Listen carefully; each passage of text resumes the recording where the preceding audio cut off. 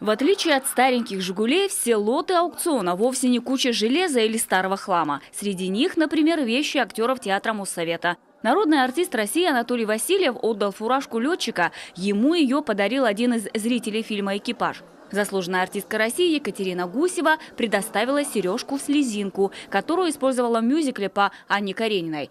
Станислав Бондаренко – фуражку из спектакля «Калигула», а Юлия Хлынина – четки с крестиком. Сильнее всего было достать фуражку, потому что фуражка прилетела только сегодня. Она прилетела в 19:15. И это было очень сложно. Из Москвы переправить ее в Сыктывкар.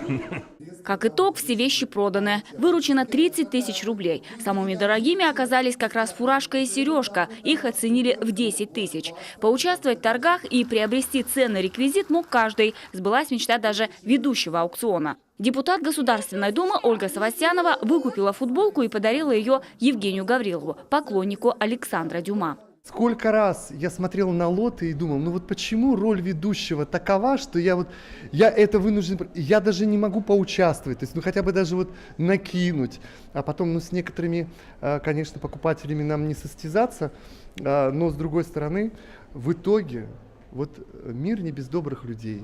К слову, аукцион посвятили увековечиванию памяти артистов ГУЛАГа. На собранные деньги планируют сделать мемориал. Возможно, это будет некий арт-объект на улице перед Воркутинским театром или Панну. В любом случае, задумка требует серьезных финансовых вложений, и организаторы готовы собирать их дальше. Анастасия Тюрина, Анна Зубарева, Олег Костромин, телеканал Юрган, Сыктывкар.